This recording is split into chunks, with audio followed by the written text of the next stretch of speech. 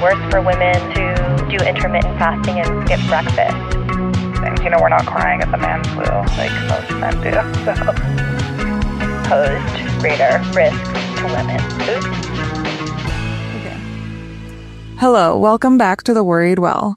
Today on the pod, we're going to kick things off with Emily, who has a little recap of AHAIC. That's the Africa Health Agenda International Conference, for those who don't speak global health, TM.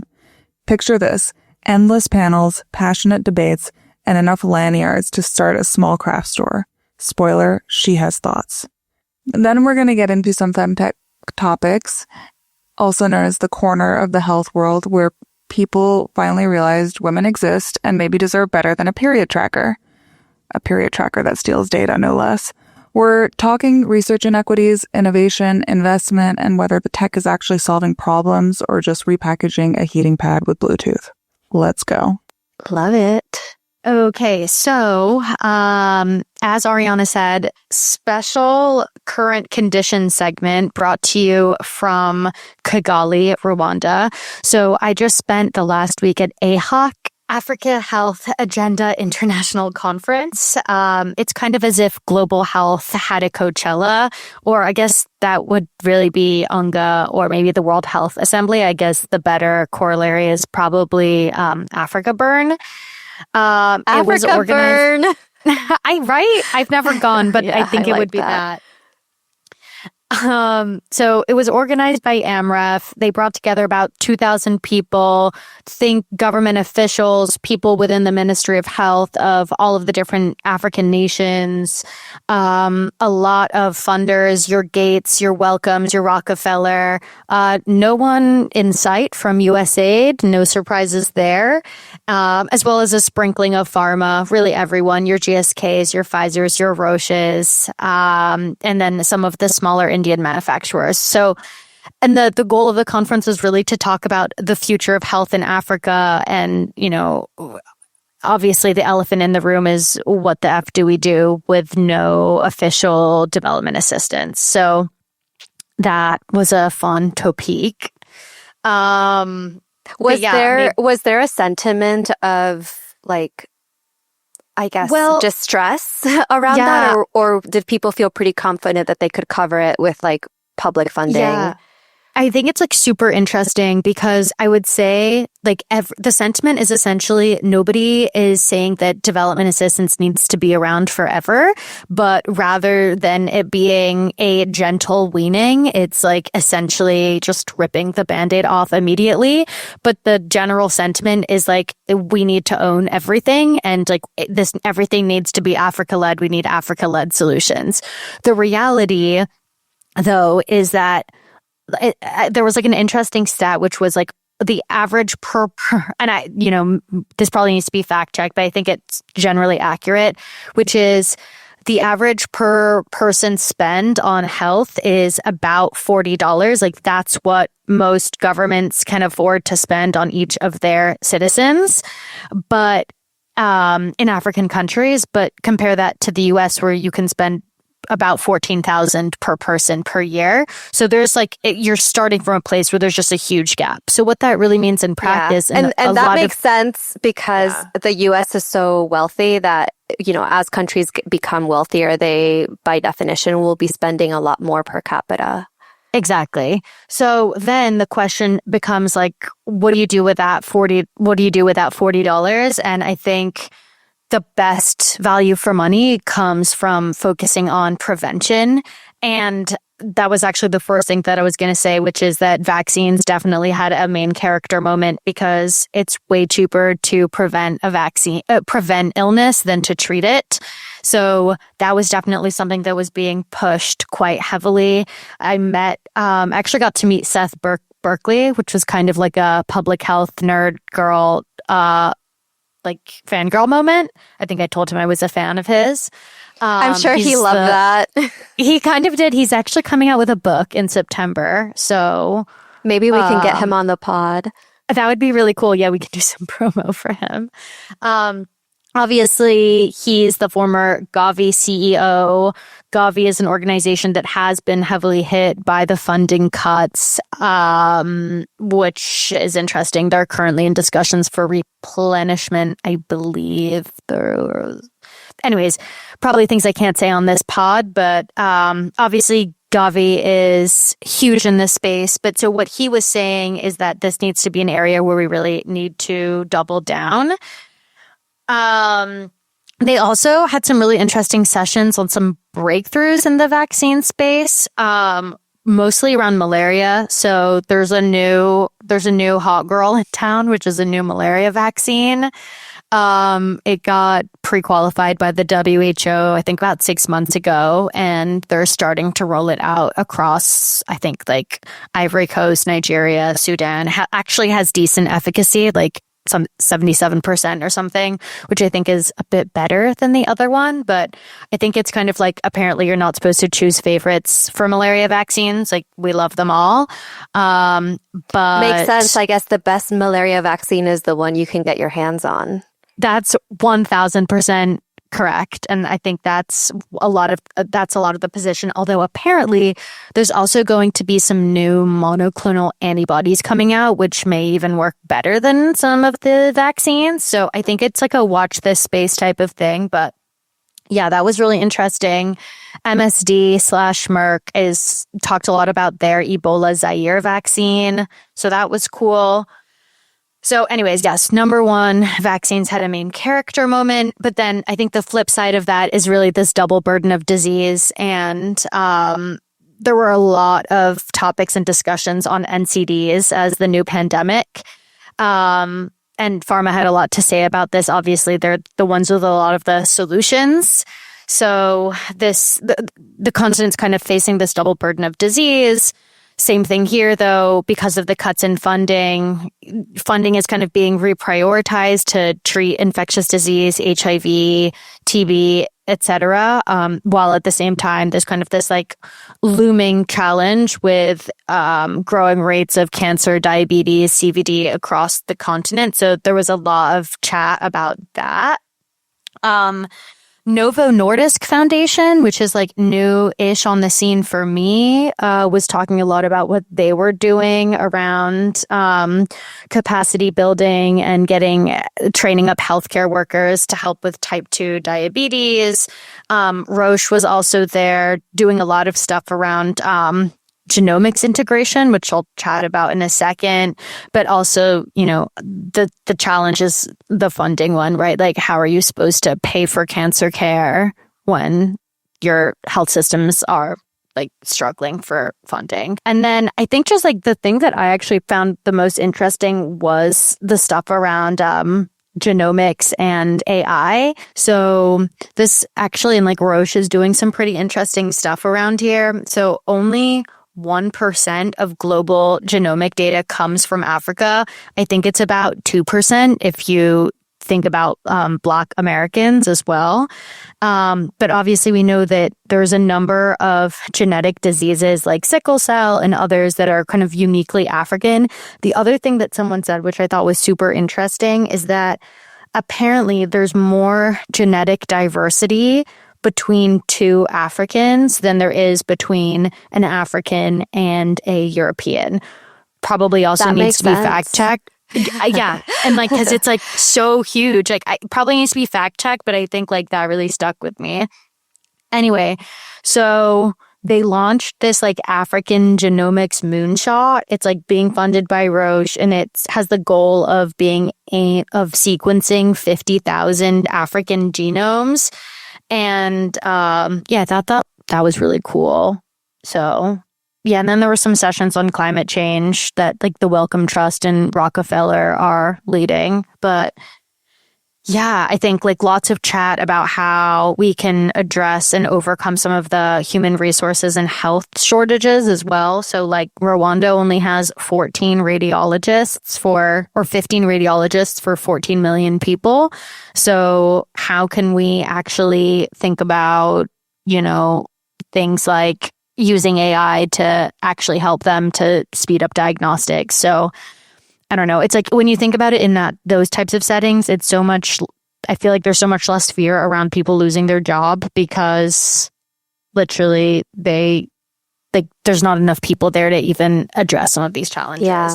So it'll effectively bring more access regardless of where people are living, so long as they have access to technology. Exactly.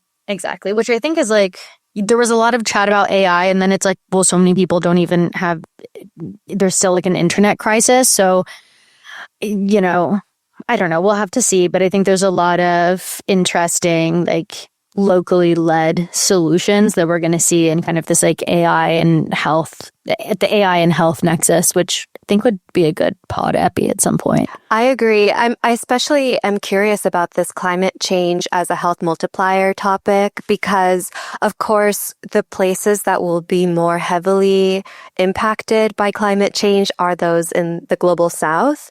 And those are, you know, places where we're kind of stealing their resources or using their resources and then kind of hanging them out to dry. And then climate change will also like makes whatever diseases we have that much worse.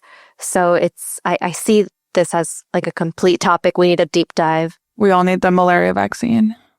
Yeah, it was 1000%. It was like interesting because also they were talking about how there's like this challenge with how things are funded and how policy is made. So it's like, oh, you'll have a health policy, you'll have a climate policy. But anytime we tried to do anything that's like interdisciplinary, it's so much harder. Like no one's thinking about like those in between spaces. I think now there's like these working groups that are set up to address it, but it's still kind of like early days, it feels like. So I think there's like a lot happening, but a lot more needs to happen quickly. Emily is pro pork barrel policy. Just kidding. All right. So yeah, that's those are my AHAIC app updates. Thank you. Loved hearing those. Also hot off the press, but Welcome Trust dropped the trust in their name a couple months ago. Oh, so they're just welcome. They're just welcome now. They're like, you're welcome. Yeah, exactly. With 2 L's. Welcome. Welcome. All right, let's get into our first of what will be many episodes on femtech. Can we start with why is women's health innovation still considered so niche when women are literally half the population? Like, I know we talked about this a little bit or last time. Or more sometimes. Yeah, like I know, 51. True. In New York City, it's 51. But yeah, so today we're talking about femtech, not just fertility or period apps, but how the space could actually be the secret sauce for women living longer, healthier lives if we don't mess it up, obviously. So, Emily, do you want to start us off with the gender bias in medical research? Yeah. I think any discussion about innovation needs to also talk about the current state of lack of the gender bias in medical research. So innovation is only going to be possible if we have the research and data to support it, which we know has historically been under-researched and underfunded, whether that's in humans or even phase 1 mice studies. So essentially, most for medical research is like an exclusive men's club. Wow, even the mice. Even the mice can't get equal studies. So this is funny that you were calling it an exclusive men's club, because women were not even required to be part of medical trials until the 90s. This was like, I'm pretty sure, a Clinton era policy, because we weren't being included. It was actually an exclusion criteria sometimes if someone had the disease and was a woman. And today, our latest estimates show that 4% of biopharma R&D are spent on women's health. One thing that I want to reiterate, and I hear this a lot, specifically the first person I've heard say this is Dr. Stacy Sims. So if she's not the one I'm supposed to be giving credit to, I'm so sorry. Let me know if you were the one. But she says women are not small men. And I think that's so important, just as a quick snapshot of today, that I think really exemplifies what the issue is here. And the issue is we have different body compositions, our hormones fluctuate in a different way, our reproductive system is different, and our metabolism is also different. And I think, Emily, you were talking about, or earlier today, you were talking about a 2021 review of clinical trials. Can you tell us a bit about that? Yeah, so apparently they did a review of over 20,000 clinical trials and found that across all of them, women were underrepresented. I don't think it's a surprise because of the research inclusion and exclusion criteria. But I think it's particularly problematic in areas where we have a higher burden of disease or we have a nuanced like pathophysiology of disease. So I think they found inconsistencies, particularly in like oncology, neurology, cardiology. So And this carries down to the basics of, like the lab ranges that they consider of what's normal in your regular annual. So true. So, you might be in range for like your thyroid, for example, but that's based on a man's thyroid level. So, that's something, it starts, at the very beginning of your interaction with the healthcare system, which is crazy. Yeah. And I think we know now, after, years of studying this, that it actually, like, there's now data that shows that women respond to different disease areas in very different ways. So for heart disease, it wasn't up until quite recently that women started being diagnosed properly for like heart attacks, even just because the symptoms weren't the classical symptoms that you would see in men. Women are more likely to experience nausea, shortness of breath, or jaw pain, but they're less likely to be diagnosed or referred to a cardiologist when they're reporting these symptoms. Similarly, on the stroke front, women are more likely than men to get strokes, and they have different symptoms. And even when they recover compared to men, they have a worse recovery rate than men. The popular one is also even on things like intermittent fasting that like a lot of people push, but in reality, because women are more metabolically flexible than men, it increases their cortisol, and this regulates thyroid. It also imbalances the hormones. So it actually is worse for women to do intermittent fasting and skip breakfast. I feel like this is something you're really passionate I about. am so feel passionate like about this. They're very much like anti-intermittent fasting for women, or I think it just has to be like a smaller, like, I don't know, feeding window. Yeah. Or if you want to skip a meal, skip dinner. I don't recommend skipping meals, but if you're going to pick one, it cannot be breakfast just for the sake of regulating your hormones and cortisol. Right. And then one that I think is super interesting too is how we treat depression. So there's different ways of treating depression, but when it comes to like pharmacological interventions, men respond better to tricyclic antidepressants, whereas women respond better with SSRIs, so selective serotonin reuptake inhibitors. Interesting.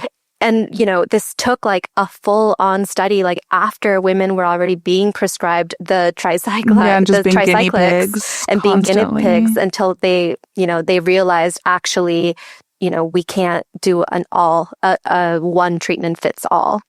The other thing I wanted to bring up is that, they recently also kind of related to heart disease is that they came up with periods being just as painful as heart attacks in women, and likening them to heart attacks, which is funny to me because our symptoms are essentially the same as a heart attack when we get our periods, right? We experience nausea, shortness of breath, like all those symptoms can be likened to that of a heart attack in women. So I think that's also really interesting that our pain tolerance is probably I think we know that our pain tolerance as women is much higher than men's, and that's probably why we're less likely as well to get referred to a cardiologist. So not only are the symptoms different, but our pain tolerance and ability to handle these things, we're not crying at the man flu like most men do. So this is actually making me wonder whether the reproductive system, and this might sound insane, but is the reproductive system just part of the cardiovascular system, but we've separated it out? Because it's like,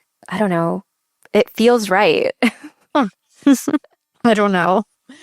We're not doctors. Okay, so Yeah, not doctors, but okay, we know that massive inequities in the research as well as then differences in how we actually respond to medication. So I think conclusion is super important that we understand this, and that we're also creating treatments, prevention solutions that are also specifically for tailored to women's needs. And just the last thing I wanted to say was that, it's not just like the phase 3s where we're testing it in humans or phase 4 where we're seeing how it reacts in the real world, but this goes as far back as the phase 1s when we're testing things in mice.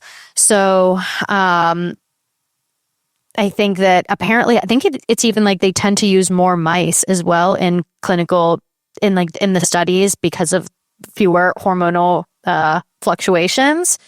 But then what has happened as a result of that? What's happened as a result of this is that obviously we respond differently to medications, and then because we're mostly testing it in male mice, male subjects, then when the drugs actually get onto the market, they actually have most of the drugs that were removed from the market, I think in the late 90s, early 2000s, were mostly withdrawn because they realized that they posed greater risks to women. Oops. Hate when that happens. And then just the one thing, and I need to better actually look at what these guidelines are, but apparently Ambien has separate dosage guidelines for men and women. So that would be also interesting to see if they start developing kind of separate treatment guidelines based on gender. I can see that being a whole cluster situation, but interesting that Ambien has that. Okay, but I think the main thing that we wanted to talk about, just going back to Epi 1, where we talked about longevity overall, is really just against this lens, talk a little bit about longevity and the opportunity for longevity innovation specifically for women. Suze, wanna kick us off? Yes, I think what's interesting is like even when we started this podcast and we were like, oh, the longevity space is so prevalent for the Worried Well community, we mostly focused on men and what they were doing in that space. And that's in part because that's what we are exposed to more, right? Men like Huberman and Brian Johnson have taken control of that narrative and rose to prominence before we even considered what the implications of what they were pushing on the masses would have on women. And one that often comes to mind is things like intermittent fasting. Yeah, exactly. So most of our longevity influences are men. I think we're even seeing this right now at South by, right? So who's leading the sessions are, Peter Attia. So nothing wrong with what they're saying. I think it's more just, is all of the science and the solutions really for women and going to address the unique needs that we have. So something that we are going to talk a little bit more about, particularly, I think we'll get into it in a second, but Christina Farr, love her. Can we have her on the pod? Recently wrote this incredible piece about the opportunity in women's longevity. So I think we all read it. I think Susanna, you sent it around, but I think we can chat about it because I think she points out some pretty important stuff and why it's a missed opportunity not to have solutions specifically, for women. Yeah, I mean, I do think it's funny when men decide to be the preachers or the experts in women's health. Again, nothing wrong with them actually spending time and researching it, but it would be nice to have women be at the forefront of the research, especially when I know there are perfectly qualified women out there doing the work. So, but yeah, there is, a huge missed opportunity in this market because women do control $32 trillion in annual consumer spending and are on track to control 75% of discretionary spending. So today, women spend more money on looking hot than hacking good health. Who can blame them? So I think against that, we should talk a little bit about, I think the closest to mainstream acknowledgement of the opportunity in women's longevity is actually to talk about the menopause market. I think we can talk about other aspects of femtech in future episodes. We know that this is the one area where we are seeing a lot of growth, a lot of new startups getting funding in this space. I think just the facts for everyone. Apparently, the average age of menopause is 51. Apparently, our ovaries age at 2.5. I think that the thing that I found super interesting from reading Christina Farr's piece, obviously she's mostly talking about the business side, but is that our ovaries age at 2.5 times as fast as the rest of our body. Nobody really knows why. It'd be nice if we could have some research. There's hockey stick aging, exponential. Yeah, I don't know what's hockey stick aging. No, it's like what startups use when they want to show exponential growth. It's like the hockey stick. So when it goes like, well, yes, exactly. We go through hockey stick aging. That's really good. And it's in part, I think we're still trying to figure out exactly why, but I think a big thing that we need to consider, and probably why a lot of the longevity work in this space right now is focusing on menopause, is because once you hit menopause, your body stops producing estrogen. And that's sort of contributing to this exponential age that postmenopausal women face. Yeah.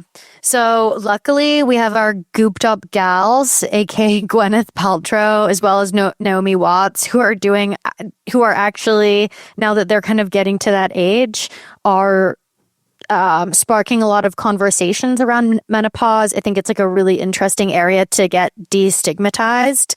And we're seeing a wave of startups and new products that are coming in both to help alleviate the symptoms and I think also, delay or, help just overall improve your quality of life. So Ariana, you want to hit us with some of the tech rounds? There's such a growing ecosystem right now on focusing on menopause in terms of, startups and different companies that are coming into this space. So right now we have a couple that come to mind are Midi, Evernow, and Alloy. They've alone collectively raised north of $150 million.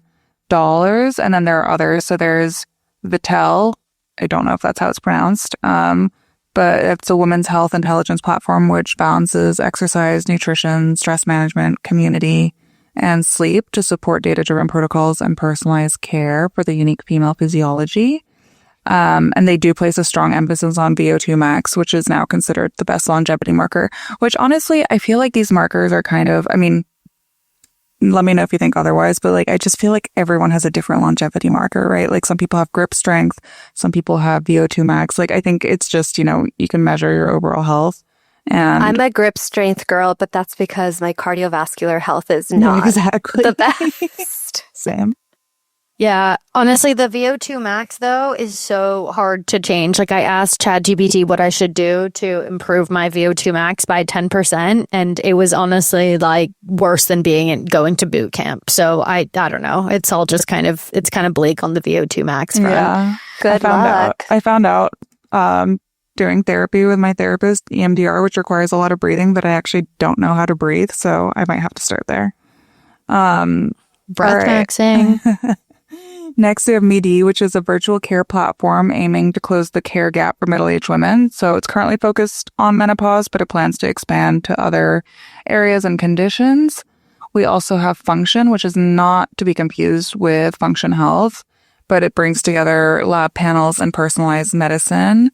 And we have Tally Health, which now does a cheek swab for cellular age, which, again, I feel like this is kind of reminiscent of the longevity stuff we were talking about in terms of, your biological age. Does it really matter, or should we just be focusing on, actually, doing weight bearing training at this age, in your 30s, because you don't want to get hit with the osteoporosis once you hit menopause. So, I have a doctor friend, shout out to my girl Shona, who mentioned that part of the reason why like regular body weight exercises, like I think some people think Pilates, is like good enough, but part of the reason why it's not enough for like petite women or people who are like under a certain weight is because your own body weight is not enough impact on your bones to create bone density. So that's where like weight-bearing exercises are so necessary. Yeah, like my mom goes on hikes with a weighted vest. It's crazy. I mean, we need to start doing that. I am obsessed with your mom. I hope she knows that. All right. Do we want to Just one last thing on the weights is actually this is something that that dude talks about in his finance book as well, Anti-Fragile. He was like comparing like markets to why we need to be doing more weight strength training. So unfortunately it needs to be done. I know. Have you guys started doing really intense weight training? No, I'm still building on the body weight. Yeah, I have a bulging disc, so I'm really trying not to do much right now. Oh, yikes. All right. Well, so in terms of the ecosystem, most of the companies out there right now are treating acute menopause symptoms. So they're doing hormone replacement therapy, GLP-1s, supplements, lubes, creams, devices promising vaginal rejuvenation or aesthetic improvement. So, how we said earlier, there is a huge untapped market because women are spending so much, but they really are focusing on exterior appearances right now, whereas, there is so much room to grow in actual longevity and helping lead more healthy lives as you age. So that's a wrap on the ecosystem. Susanna, do you want to talk about the pharmacological? Yes, I would love to talk about popping pills. So what do we have from a pharmacological intervention standpoint? The first line of treatment is HRT. So for those who don't know, it's hormone replacement therapy, and it's meant to restore the estrogen in your body that is being lost when you're going through menopause or premenopause. Unfortunately, there's a lot of misinformation surrounding this, and it's a lot of fear-mongering studies that their validity is actually disputable. But I will say with a caveat that HRT may not be right for everyone. I think it should definitely be a conversation you're having with your doctor to see if it's right for you. But outside of those like select few, it's really helpful. It can help ease some of the symptoms and protect against osteoporosis, which we were talking about earlier. So are you saying we should all become soy boys when we hit menopause? I think that's a different kind of estrogen, but we can pick that up later. The other two, like big boys in this space, are metformin, which is indicated for diabetes, and rapamycin, which is an immunosuppressant most commonly used in kidney transplants, so that it helps your body avoid rejecting that donor kidney. On the metformin front, there's a study called Targeting Aging with Metformin. It has, I think the FDA approved it like years ago. It's supposed to be like a 6-year study, but when I look it up on clinicaltrials.gov, it's not pulling up, and everything that I found on it when I was looking into this points to the fact that they just don't have sufficient funding to run this study. But really, this is trying to see if there is any indication that metformin could actually help longevity. The reason why they're doing this is because animal studies show that it could delay aging, but they're mixed. So I'm not super confident with that one yet.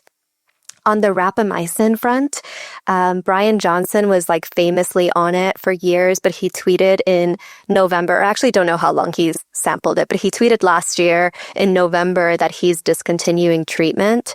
He didn't think it was worth the side effects. So again, probably wouldn't recommend taking either of these for longevity purposes just yet. Definitely just take them as your doctor has prescribed them. One that I learned actually from the Christina Farr write-up on this, and it was so interesting, is the idea of essential fatty acids. And the one that she's focused on is like pentacanoic acid. That feels right. Wow, what is that in English? It's an essential fatty acid, and it's in whole fat dairy. So, I mean, I think I'm probably getting enough of that because I'm a whole fat dairy girl. Oh, yeah. More ice cream for everyone. Yeah. But my cholesterol's through the roof, but I'm sure. maybe you can find other ways to cut. But Christina Farr was highlighting this woman, Dr. Stephanie Van Watson, who is on a mission to bring this back as a supplement. Effectively, it's been backed by peer-reviewed evidence, and she started this company called Seraphina Therapeutics. So I would say this is like the space to watch. And then the last thing that's like being examined is GLP-1s. I think for now, the focus would be for women who do meet that criteria of obesity or diabetes and then are also undergoing menopausal changes. I'm okay with this. I think, whatever eases the process and has sufficient data, I can back. Yeah, I think those are all really interesting. I mean, obviously, I feel like, I definitely want to know what additional clinical trials are underway. Need to check out Seraphina Therapeutics. I wonder what else she is thinking of making. Well, I think we're going to wrap it up now. I know we've only just scratched the surface of femtech. I think there's so many different directions that we can go in. Obviously, this one is really just focused on female longevity and the research that's needed, and really kind of the lack of research that's needed compared to what's out there for men's health. We don't really have a female equivalent of an Andrew Huberman or a Peta Attia. And I guess we've got our gooped up shorties. We've got Gwyneth. We've got JLo crushing weights into her mid-50s. I think we were talking a little bit before about how we love Sarah Gottfried. Yeah. She actually did do an episode on Huberman that I thought was amazing. Maybe we can drop that in the chat notes, but that's really, it was a great really episode. Cool. Yeah, on like women's fertility, but then also kind of getting into this menopause space. We've scratched the surface of some of what's happening in the menopause tech space, but definitely a lot more to examine. And I think we're going to wrap it up there. So thanks everyone for tuning in. Let's continue this conversation. As your favorite girligarchs, we definitely are advocating for women's health to be prioritized at every stage of life. So maybe we'll touch on some of those other elements, whether that's fertility, even all elements of matrilescence, maybe others in future episodes. Speaking of future episodes, our next one is going to be about a totally different area, the loneliness epidemic. And we will be bringing some capitalism to that one as well, to think about some of the new companies that we're seeing crop up to address the loneliness epidemic and mental health crisis. So super important, and we can't wait to chat with you. I'm so excited about that one. And I know Ariana is too. She's been pushing on this one. Oh my God, I have while. so much to say about it. It's going to be a fun one. So hopefully we'll convince you to come back. Okay. Love you and leave you. All right. Bye for now. Bye. Take care of yourselves.